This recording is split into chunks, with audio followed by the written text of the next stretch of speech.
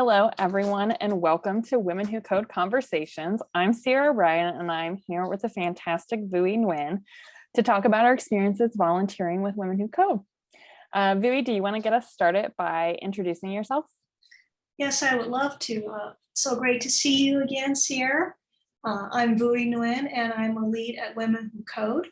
I've been a software engineer for over 20 years, and I'm currently working as a senior iOS consultant at Atomic Robot. It's so great to be here and talking to you, Vui. I'm Sierra, and I am a leadership fellow at Women Who Code for our mobile track, and also a previous director for Women Who Code Cincinnati, and currently a software engineer as my day job. Vui, we've both been involved with Women Who Code for several years, so I kind of want to start at the beginning and talk a little bit about how you first found out about Women Who Code, and then how you decided to join, or why you decided to join. Sure, love to share that. So I first found out about Women Who Code back in 2012 when the new Boulder, Denver chapter started.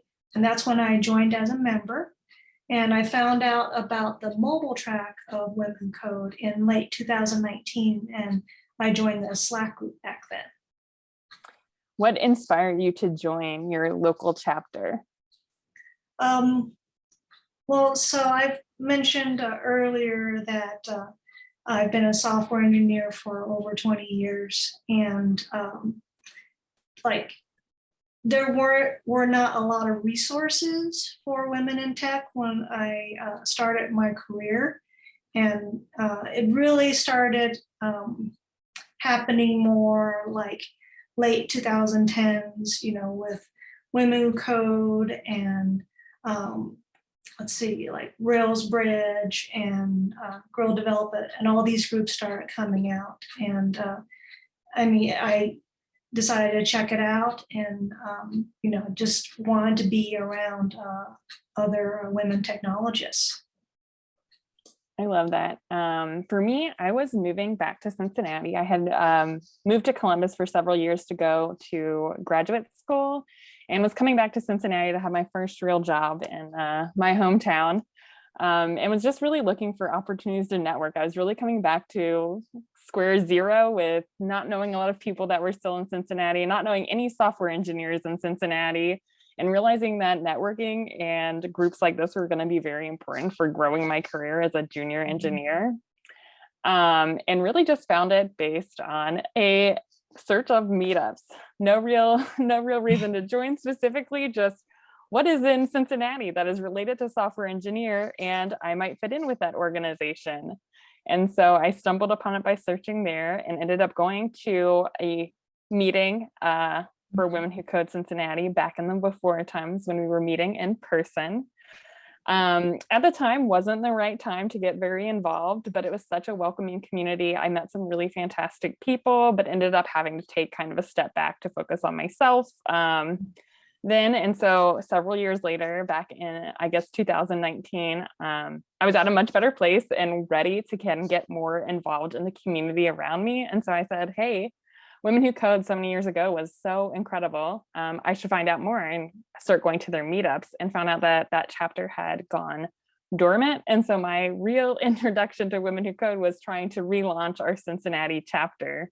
And as part of that process of learning how to launch a chapter and how to get involved with Women Who Code, I also along the way found out about the mobile track, which is of course where you and I also met. So you've been involved with Women Who Code for a while. What have you done for Women Who Code, and how have you been involved with the different chapters? Sure. So I am a volunteer lead for the Boulder, Denver chapter, and also a volunteer lead for the mobile track, as you know, since 2020. And of course, that's how we know each other. So I've done lots of different volunteer activities, mostly centered around speaking at events, planning and running events and workshops, and moderating watch parties like for Women Code conferences, WWDC, etc. And So I'd like to speak on a couple of big events that I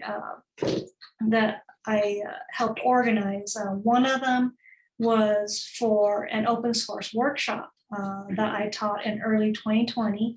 This is when the pandemic first started, and this is where over 100 people watched my talk, and at least a couple dozen stayed behind for the hands-on workshop. And they were able to contribute to an open source repo that I built just for the workshop. And another really impactful event that I organized for the mobile track was when I taught a couple of lightning talk workshops.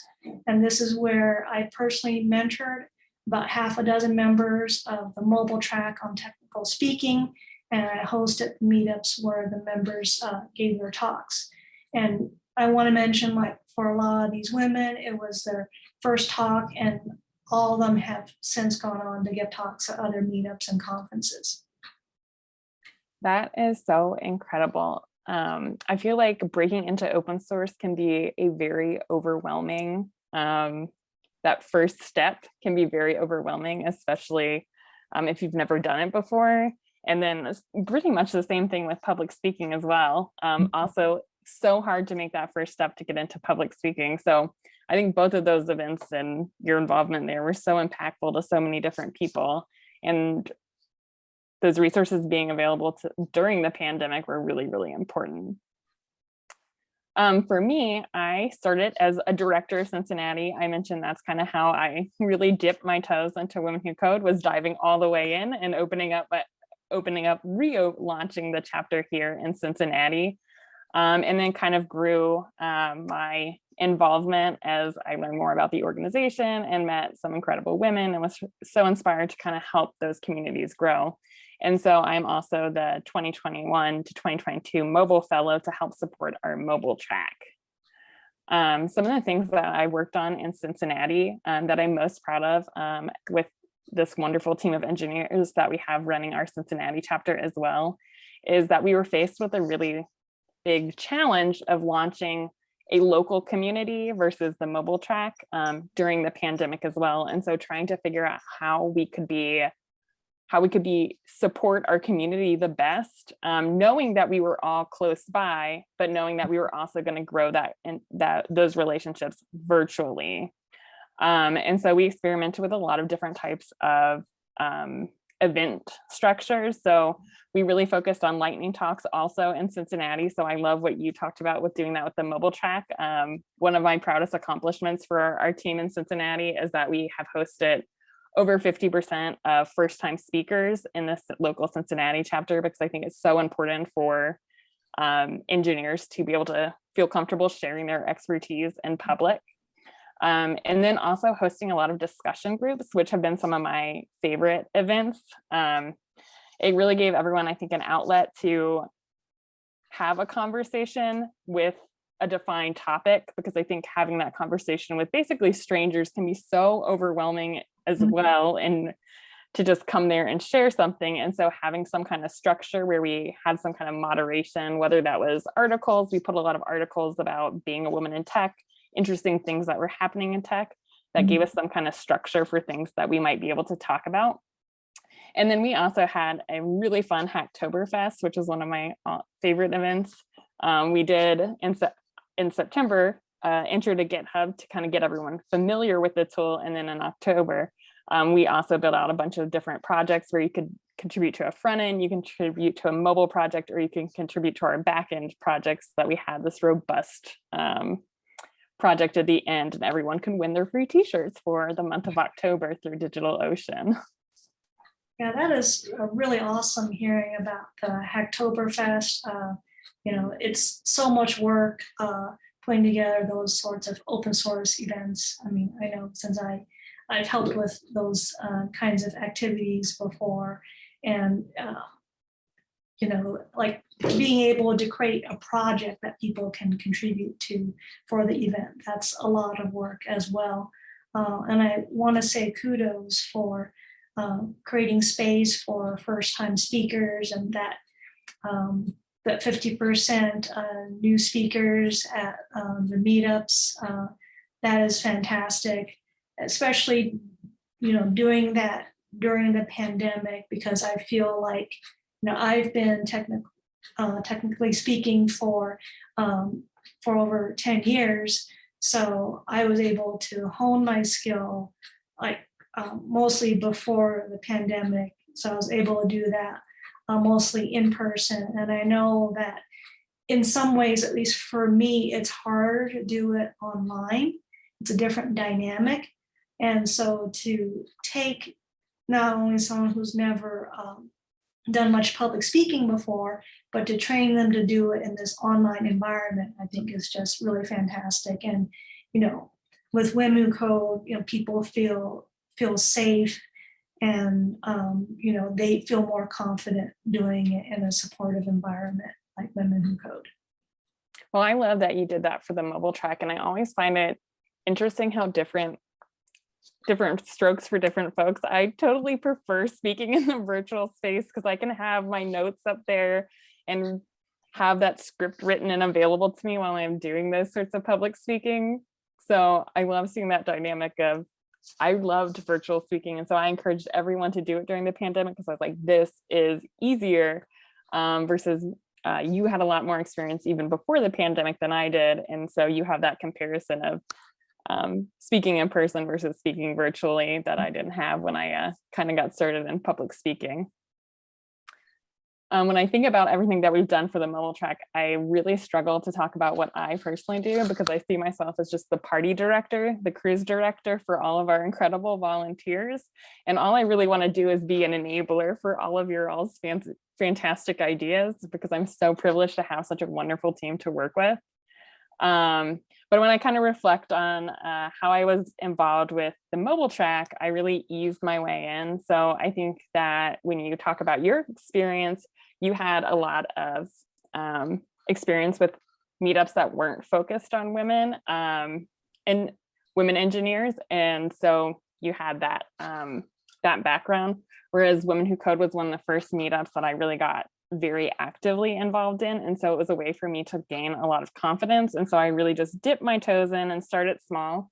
And so I started by really mentoring a lot of different people in the mobile track who were trying to grow as Android engineers and doing that a lot in a kind of one-on-one way where I could just have an individual conversation. And as that scope grew and I had more and more people reaching out to me, I realized that that was an opportunity to kind of dip my toes into public speaking. And so I started hosting a Android study group on Friday afternoons where you could bring me any kind of Android topic and I would try to put together some kind of practice project.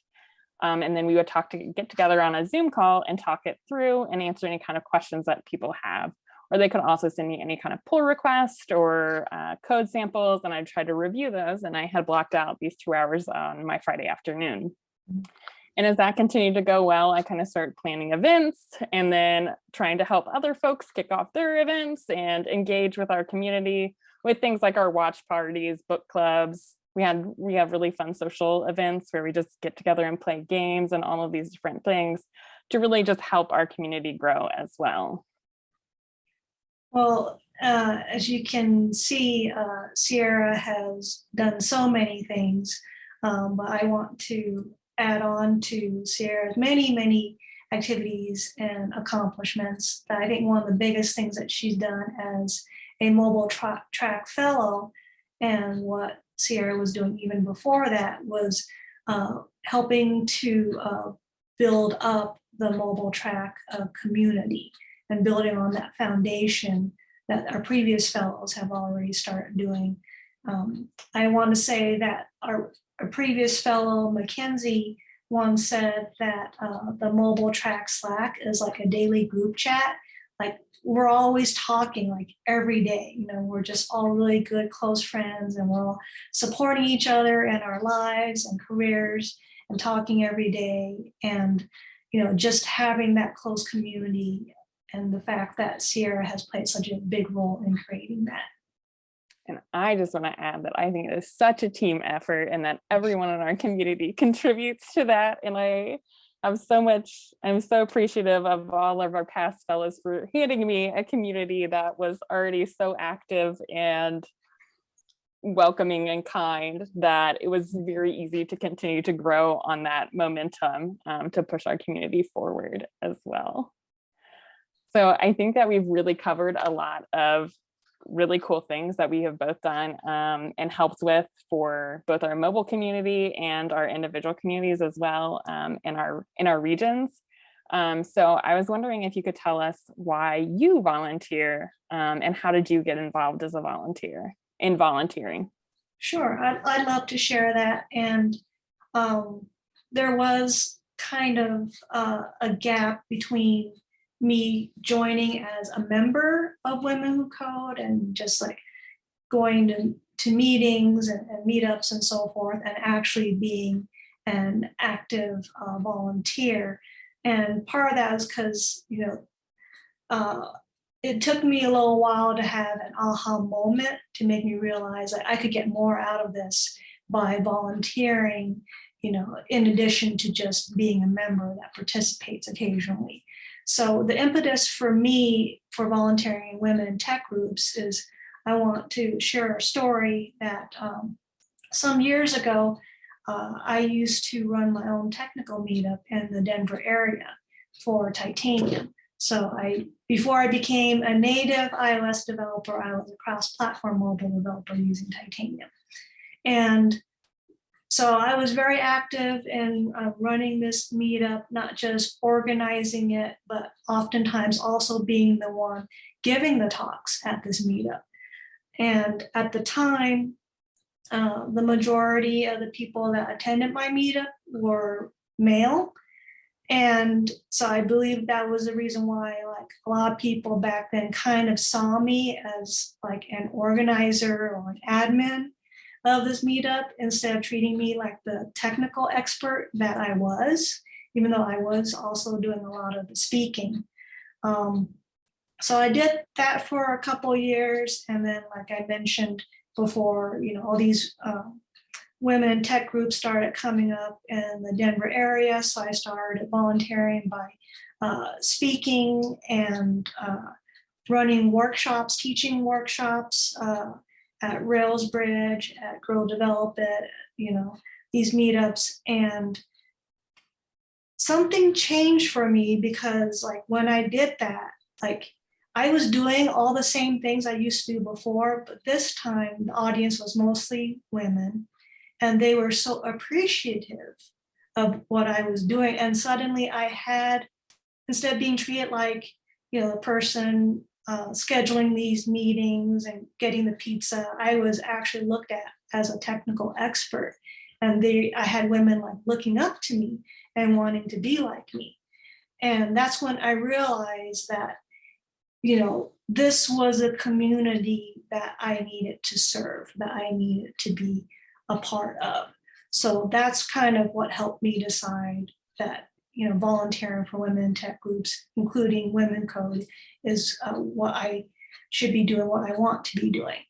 And I, want to add that it's very important for women in tech to be able to bring their full selves, but because we can't do that in most of the places that we work. So until we can do that, it's important that we create spaces where we can bring our full selves, like at Women Code.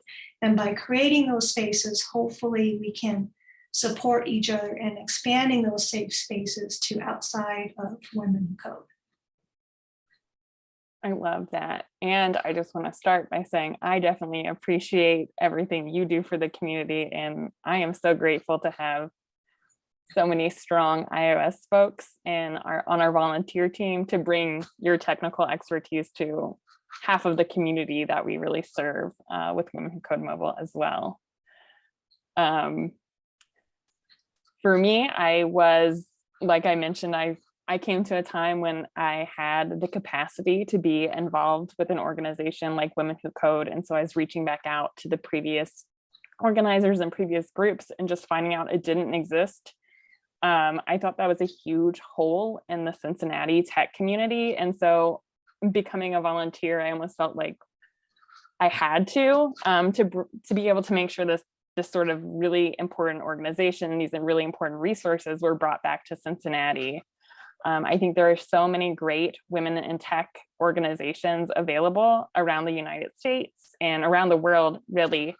But especially in those before pandemic times when a lot of things were very in person and geographically centered, having that lack of support in the Midwest felt like we were missing opportunities to grow professionally, have an in-person network to lean on, having those opportunities to learn about other jobs in the Cincinnati market, other opportunities in the Cincinnati market. And something that you said that I really resonate is making sure that that inclusive and welcoming community that we definitely, I think, have with Women Who Code is those practices are shared to these other tech meetups as well. I think that Cincinnati has a really good tech community and a lot of really good meetups organized by really good people, but making sure that all of those best practices for building safe, inclusive spaces are shared across these different organizations so that women are welcome in all of those different places, and not just women, obviously, but all kinds of underrepresented groups in technology.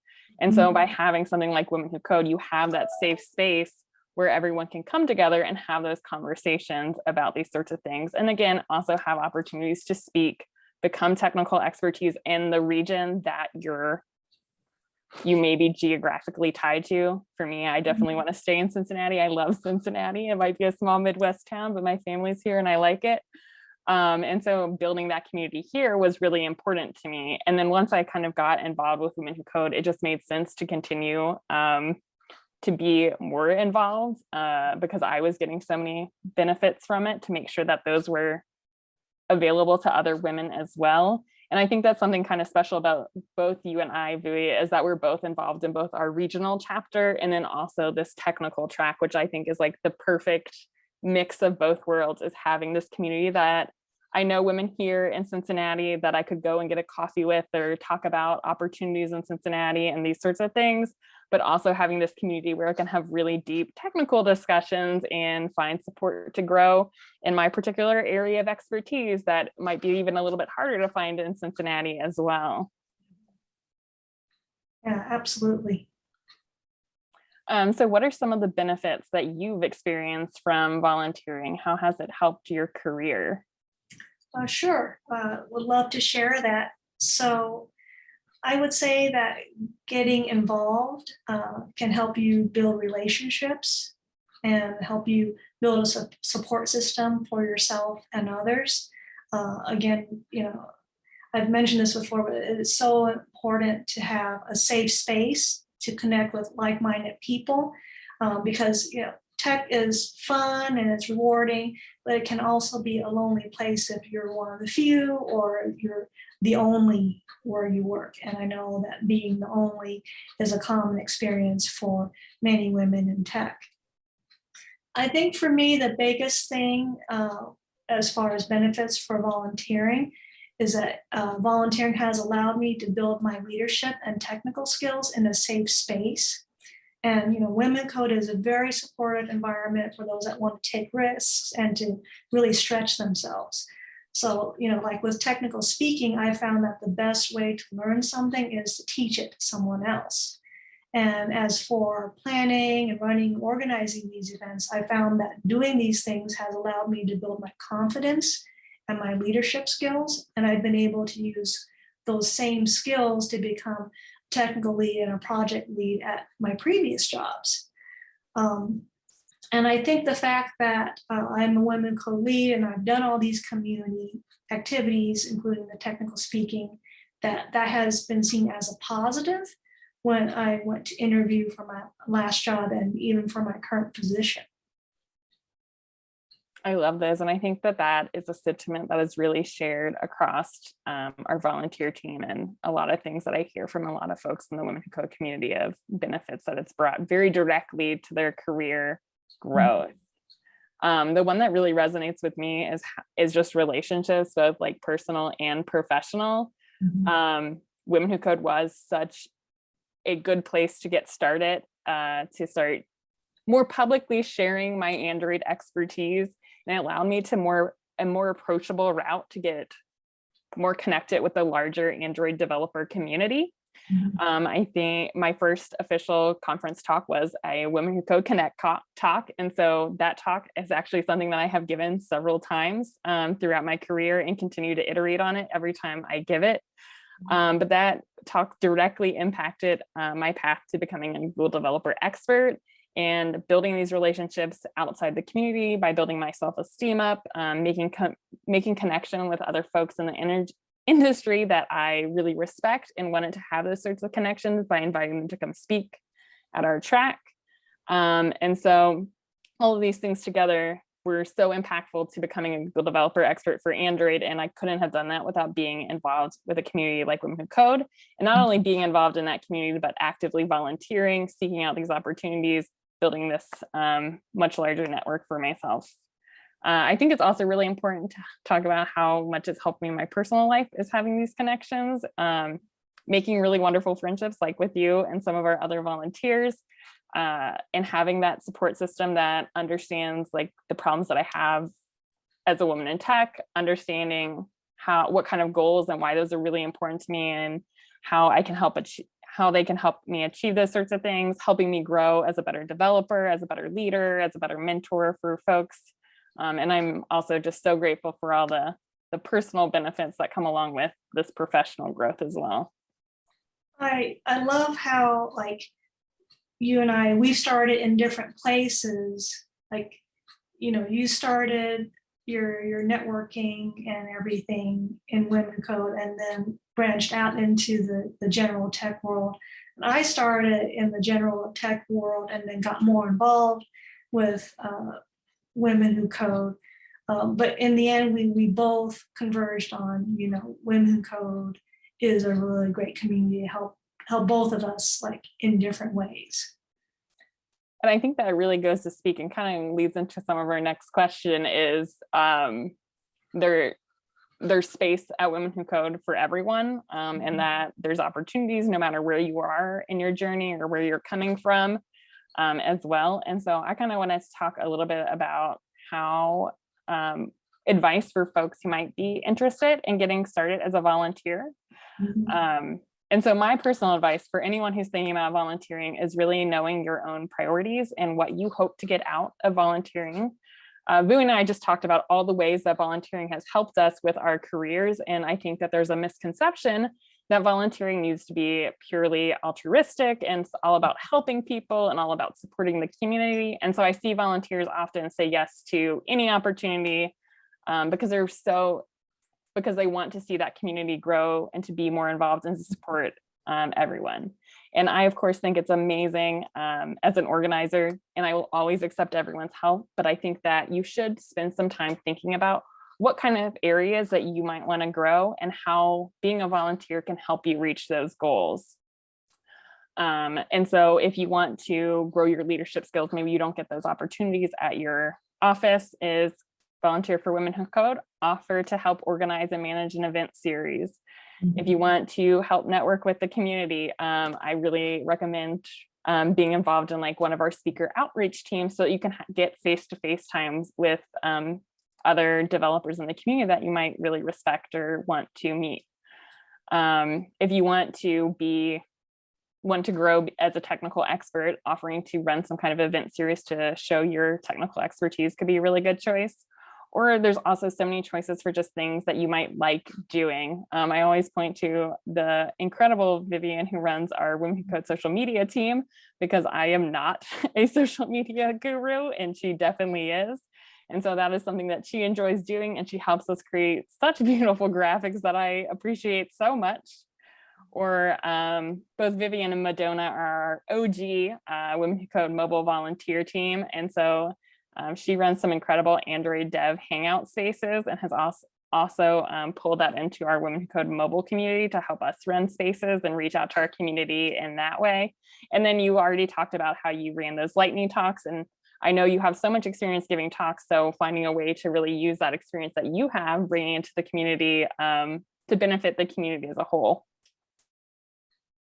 Yeah, and I want to say, you know, basically +1 to everything that Sierra just said. And I really agree with the piece about knowing what you want to get out of it I think that's really important, because, you know, then you don't have to feel like you have to do everything, but do the thing that will like benefit you and also the community, and grow in the areas that you're interested in growing. So I think that's really great advice. Yeah, I think helping the community comes with no matter every opportunity we have. And so being able to focus on what will help you and help the community puts us both in like a much better place. And I think that you as an individual will get a lot more out of it if it's doing something that you want to be doing as well. I think on the flip side of that is saying yes to too many things. And so, Vui, I wanted to ask you if you have any advice on balancing volunteering, work, life, self-care, how to avoid burnout when you're adding these extra things into an already busy life that we all seem to have. Yes, absolutely. So I want to say that, you know, to avoid burnout and, you know, to try to put everything in the right balance, you know, don't feel like you have to take on the biggest tasks, and don't feel like you have to do everything all the time, right? So, you know, like with anything, of course, you get more out of it what you put into it. But if you start to feel stress or burnout, it's okay to take a break or pause or play a small role, or, you know, as Sierra suggested, you know, take stock in what's important to you, and really think about that, and reprioritize. And don't feel like you have to be a superstar like Sierra to make a difference. Or like Vui. You know, just show up in any capacity that you can. You know, that makes such a difference to someone else, because you never know who's looking up to you or how much it means to someone else just to see your face. I've learned from volunteering that it helps other people to just see your face, because then they can see themselves in you, and then that helps them believe that they can do what you do. And I like to share this wonderful story about one of our members in the mobile track, Claudia. She shared in the Slack that she was chatting with her niece, I guess, talking about possible careers. And she suggested to her niece, well, what about software development? And her niece said, well, I can't do that because there aren't any women that code. And I guess Claudia then showed some group pictures of the mobile track on Twitter. And she said, these are my friends, and they're all software engineers. So, you know, you never know who you could touch by just, you know, being involved in any way you can. That story literally makes me tear up every time I hear it. And why I always appreciate everyone making sure we take photos at all of our Women Who Code mobile events as well.